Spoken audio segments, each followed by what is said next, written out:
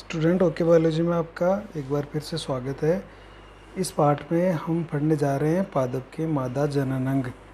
तो इससे पिछले वाले जितने भी वीडियो है उसमें हमने नर जननांग है जो पुष्प के आवृतबीजी पादपों में, उसका हमने कंप्लीट अध्ययन किया है।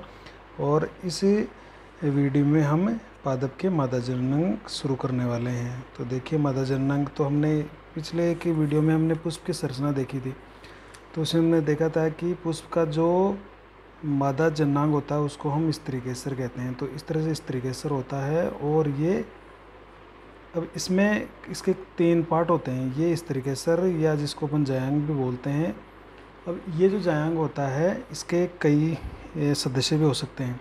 तो इसका जब प्रत्येक जो सदस्य होता है उसको हम कह रहे हैं अंडप। जैसे नर जननांग को हमने कहा था पुमंग। पुमंग का एक सदस्य क्या कहलाता है? पुंकेसर। फिर पुंकेसर के हमने चित्र बनाया था और इसके पार्ट देखे थे। इसी तरह से मादा जननांग को हम क्या कहते हैं? जायांग या स्त्रीकेसर।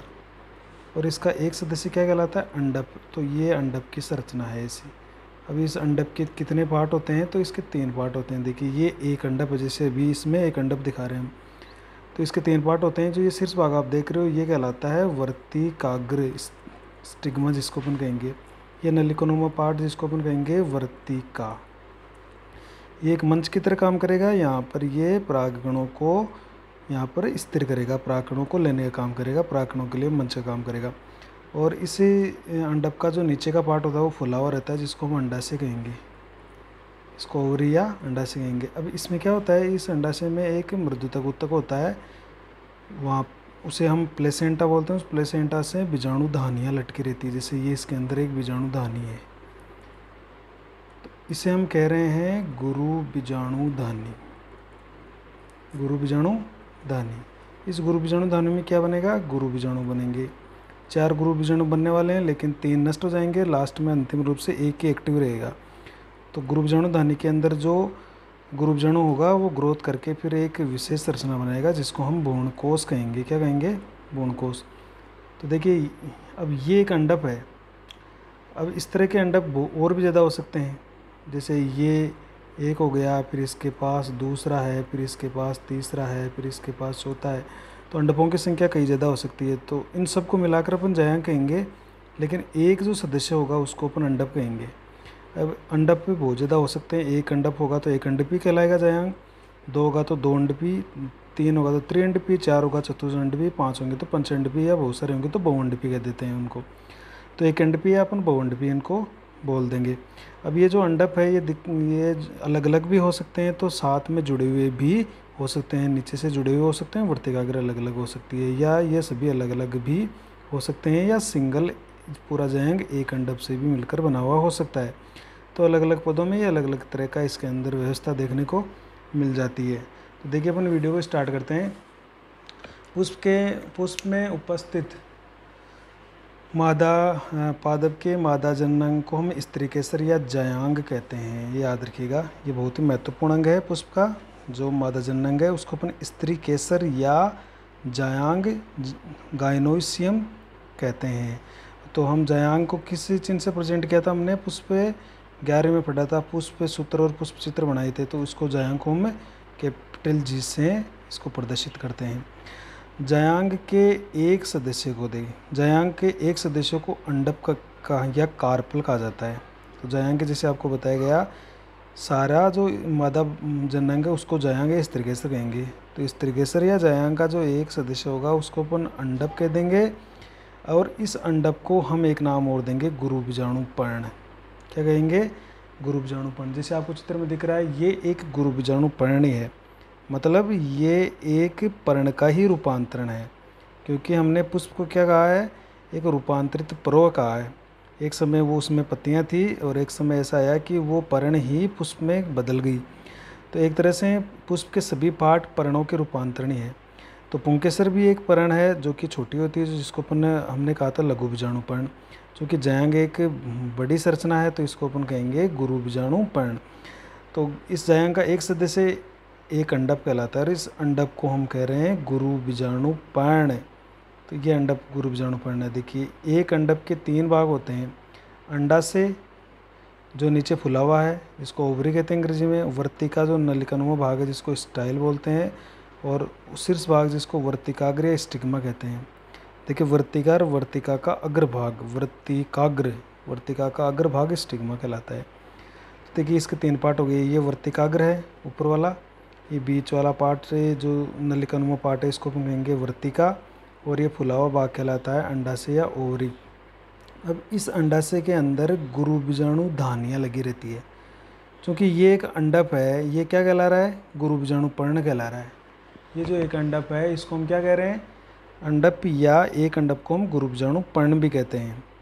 अब जैसे आपको बताया अंडपों की संख्या ज़्यादा भी हो सकती है, हालांकि उसको अपन जाएंगे कहेंगे, लेकिन अंडपों की संख्या ज़्यादा होती है तो एक अंडपी, द्विअंडपी, त्रिअंडपी या बहुअंडपी अपन कह देंगे उसको। तो ये एक अंडप है, मतलब एक गुरु बीजाणु पर्ण है। तो गुरु बीजाणु पर्ण है तो इस पर गुरु बीजाणु धानियाँ लगी रहेगी, तो इसके अंदर गुरु बीजाणु धानियाँ लगी रहेगी जिसको अपन कहेंगे बीजांड। तो ये जो गुरु बीजाणु धानी होगी उसका दूसरा नाम क्या है, बीजांड। और इस गुरु बीजाणु धानी के अंदर क्या बनेंगे, गुरु बीजाणु बनेंगे, और वो 4 गुरु बीजाणु बनेंगे, लेकिन उसमें 3 नष्ट हो जाएंगे। उनका जितना भी पोषक पदार्थ है वो जो अकेला बचेगा चौथा गुरु बीजाणु वो उसको ले लेगा, और वो फिर सक्रिय होकर और वृद्धि करके एक बहुत ही स्पेशल संरचना बनाएगा जिसको अपन कहेंगे भ्रूणकोश। क्या कहेंगे, भ्रूणकोश। तो ये गुरु बीजाणु फिर आगे जाकर भ्रूणकोश का निर्माण करेगा। तो इसको अपन धीरे धीरे हर वीडियो के अंदर पढ़ने वाले हैं। तो ध्यान रखिएगा, गुरु बीजाणु पर्ण अंडप होता है, अंडप के अंदर गुरु बीजाणु धानी लगी रहती है। गुरु बीजाणु धानी का दूसरा नाम है बीजांड।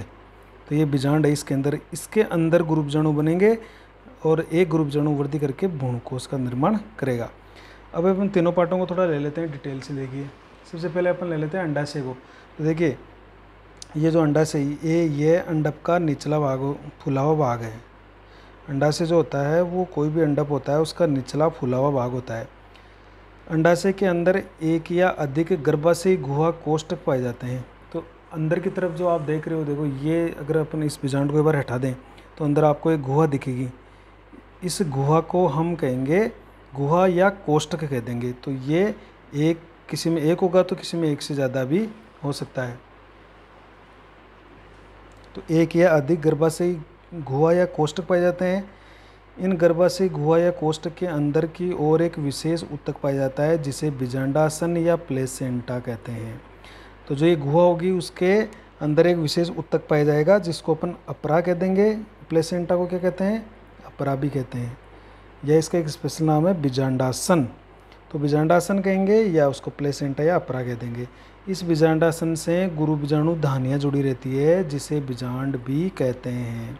तो गुरु बीजाणु धानी का दूसरा नाम क्या है, बीजांड। तो उसके अंदर कोष्ठक होंगे, उस कोष्ठक के अंदर किस तरह से, जैसे इस तरह से होने वाले हैं।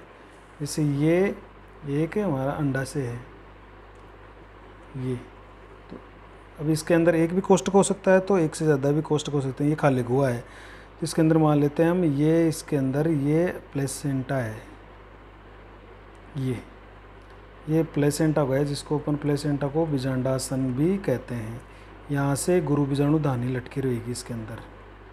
ये देखिए ये एक गुरु बीजाणु धानी पाई जाएगी इस तरह से। इसके अंदर एक गुरु बीजाणु बनेगा जो वृद्धि करके भ्रूणकोश का निर्माण करेगा।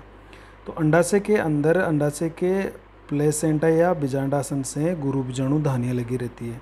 अगर एक ही गर्भाशय गुहा है तो एक बीजांड पाया जाएगा, 2 है तो 2 पाई जाएगी, 3 है तो 3 पाई जाएगी। तो अलग अलग एक से ज़्यादा भी हो सकती है तो एक भी हो सकती है गुरु बीजाणु धानियाँ। देखिए गुरु बीजाणु धानियाँ जुड़ी रहती है जिसको अपन बीजांड भी कहते हैं। एक अंडाशय में बीजांडों या गुरु बीजाणु धानियों की संख्या 1 से लेकर अनेक तक हो सकती है। देखिए गुरु बीजाणु धानियों की संख्या अलग अलग हो सकती है, एक भी हो सकती है तो एक से ज़्यादा भी हो सकती है। जैसे एक बीजांड किस किस में होता है, एक बीजांड का मतलब जिनमें एक बीज पाया जाता है, जैसे गेहूँ, धान, आम, बेर। एक पुष्प की बात है, एक पुष्प में एक बीजांड, एक पुष्प के एक अंडप में एक बीजांड। तो जैसे गेहूँ, धान, आम और बेर। आम में एक गुठली होती है, बेर में भी एक गुठली होती है, धान अपने आप में अकेला है, गेहूँ अपने आप में अकेला है। तो इसका मतलब है इनमें एक एक बीजांड पाया जाता है। एक से अधिक बीजांड होंगे तो एक ही फल में एक आपको बहुत सारे बीज देखने को मिलेंगे। जैसे पपीता, तो पपीता में बहुत सारे बीज होते हैं। तरबूज है, ककड़ी है, खीरा है, लौकी है, लौकी का भी उदाहरण ले सकते हो आप यहाँ पे। और आर्किड पादप, इन सभी के जब आप फल देखते हो तो उसमें बहुत सारे आपको बीज दिखाई देते हैं। मतलब इसके अंदर क्या होता है, जायांग के अंदर बहुत संख्या में बीजांड होते हैं, एक से ज़्यादा बीजांड होते हैं और वो सब बीज बना लेते हैं। फिर दूसरा अपन पार्ट पढ़ रहे हैं वर्तिका। देखिए यह अंडक का लंबा पतला वृंतनुमा भाग है जो अंडाशय व वर्तिकाग्र के मध्य पाया जाता है। क्लियर है, ये लंबा पतला वृंत के समान पार्ट होता है और नीचे अंडाशय होता है और इसके ऊपर वर्तिकाग्र होता है, तो दोनों के बीच में पाया जाता है। तीसरा देख लेते हैं अपन वर्तिकाग्र या स्टिग्मा। यह अंडक का ऊपरी भाग, देखिए यह अंडक का ऊपरी भाग है जो कुछ फुला हुआ गोल गोल चपटा अवतल रूपी होता है। ये परागकणों के लिए मंच का कार्य करता है। परागकणों की क्रिया के दौरान, परागकण की क्रिया के दौरान परागकण वर्तिकाग्र पर ही स्त्रिया ठहराव होता है उनका। जैसे ये है तो या तो ये इस तरह से हो सकता है कि अवतल रूपी हो, तो यहाँ पर आकर परागकण है वो ठहर जाएगा, या यह बिल्कुल इस तरह से गोल होते हैं, खुरदरे खुरदरे होते हैं, तो यहाँ पर परागकण आकर इसके ऊपर ठहर जाते हैं।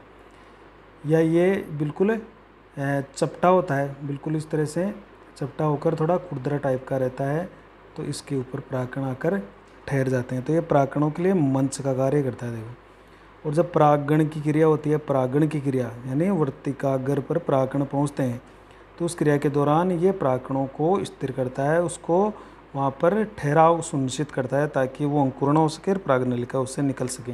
तो ये काम है वर्तिकाग्र का, स्टिग्मा का। ये तो बात हो गई अपने इस जायांग की या एक अंडक की संरचना के जो 3 पार्ट हो गए, अंडाशय, वर्तिका और वर्तिकाग्र।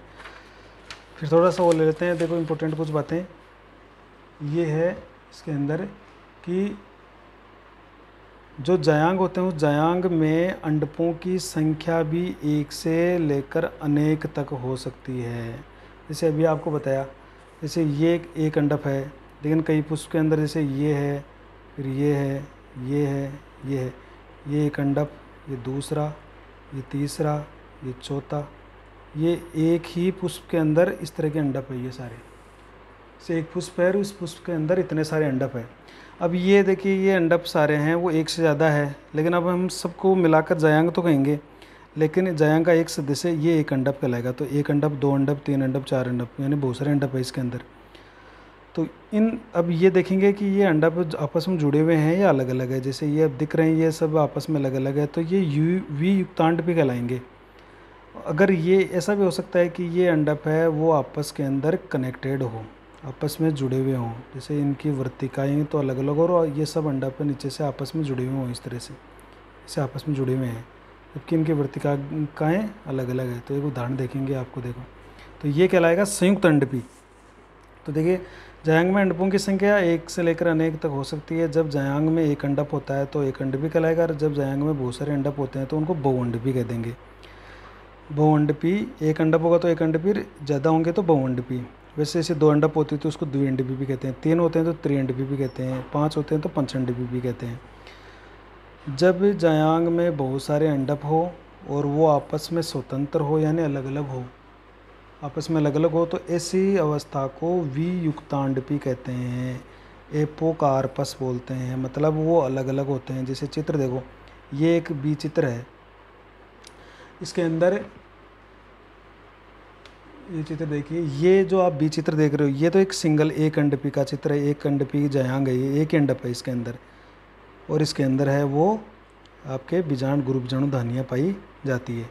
ये एक बहुअंडपी है, बहुअंडपी जायांग का उदाहरण है। वो भी बहुअंडपी कौन सा, वियुक्तांडपी, मतलब बहुत सारे अंडप है लेकिन वो सब आपस में जुड़े हुए नहीं है, अलग अलग है। तो ऐसे उदाहरण हो गया जैसे माइचेलिया, चंपा का जो पुष्प आता है, माइचेलिया किसको बोलते हैं, चंपा को, कमल है, गुलाब है, इनको बोलेंगे। तो ये तो इसी तरह से अपने ऊपर लिखा है कि जब जायांग में बहुत सारे अंडप हो तो आपस में स्वतंत्र हो तो ऐसी अवस्था को वियुक्तांडपी या एपोकार्पस कहते हैं। और जब जायांग में बहुत सारे अंडप हो और वो आपस में संयुक्त हो यानी जुड़े हुए हों, तो ऐसी अवस्था को हम क्या कहेंगे, युक्तांडपी कहेंगे। यानी युक्त यानी आपस में कनेक्टेड है, जुड़े हुए हैं, उनको सिनकार्पस या युक्तांडपी कहते हैं। तो देखिए ये तो हो गया बहुअंडपी, एक अंडपी जायांग। दूसरा चित्र हो गया बहुअंडपी जायांग, और वो भी कौन सा, बहुअंडपी में भी सब अलग अलग हैं। तो ये वी युक्तांड हो गया, एपोकार्पस हो गया। ये एक अंडप है, जैसे आप गुड़हल का देखें अपन या नींबू का देखें, या अभी आपको दिखाएंगे एक ककड़ी का। ये जैसे ये चित्र देख रहे हो आप, ये बहुअंडपी और युक्तांडपी, ये जो सी है ना, बहुअंडपी जयांग और युक्तांडपी, यानी बहुत सारे अंडप हैं इसमें, लेकिन ये सभी आपस में जुड़े हुए हैं। तो देखिए यहाँ से इस ककड़ी के अंदर ये फल बन गया है, अंडा से फल में बदल रहा है। तो इसके अंदर अगर अपन देखेंगे तो यहाँ पर देखो ये वर्तिकाएँ हैं वो अलग अलग है, और नीचे से ये जो इसका जो अंडा से वो आपस में जुड़े हुए हैं। तो बहुअंडपी तो है, लेकिन ये सब अंडप क्या है, आपस में जुड़े हुए हैं। तो ऐसे अंडप को हम क्या, जयांग को क्या कहेंगे, बहुअंडपी जयांग। जैसे गुड़हल, पेपर, जैसे अफीम इसका उदाहरण है, नींबू इसका उदाहरण है, और आप इसका ये ककड़ी भी इसका उदाहरण लिख सकते हो। देखिए इसके अंदर अगर आप ध्यान से देखेंगे तो इसके अंदर ये इसके वर्तिकाएँ हैं, ये देखिए, ये आप देखना, ये इसकी वर्तिकाएँ दिख रही होगी आपको। ये अलग अलग वर्तिकाएँ हैं, जैसे इसके अंदर गिनेंगे तो इसमें ये वर्तिकाएँ अलग अलग है। इसके अंदर इसके कई सारी वर्तिकाएँ हैं, वो वर्तिकाएँ अलग अलग है, लेकिन नीचे से ये जयांग जो अंडप थे वो नीचे से जुड़े हुए थे। तो इसलिए ये एक बहुअंडपी जयांग युक्तांडपी जयांग का ये एक उदाहरण है, ककड़ी का जो फल बन रहा है। तो देखिए ये फिर धीरे धीरे ये वर्तिका अगर गिर जाएंगी और ये फल बन चुका है। तो इस तरह से ये एक युक्तांडपी बहुअंडपी जयांग का उदाहरण है। तो इसके अंदर बहुत सारे बीजांड भी रहेंगे और उसमें बीज बन जाएंगे। आज के लिए केवल अपने इस वीडियो में इतना पढ़ेंगे। नेक्स्ट वीडियो में हम पढ़ेंगे जो हमारी अब पढ़ेंगे, देखिए जो ये गुरु बीजाणु धानी होगी, मतलब अंडाशय के अंदर अपराशय जो गुरु बीजाणु धानी जुड़ी रहेगी, उस गुरु बीजाणु धानी की संरचना पढ़ेंगे। फिर उस गुरु बीजाणु धानी में किस तरह से गुरु बीजाणु बनता है और वो किस तरह व्यवस्थित होता है, उसकी संरचना कैसे होती है, उसको पढ़ने वाले हैं। तो अगले वीडियो में अपन गुरु बीजाणु धानी को पढ़ने वाले हैं। तो ये आप देख लीजिए।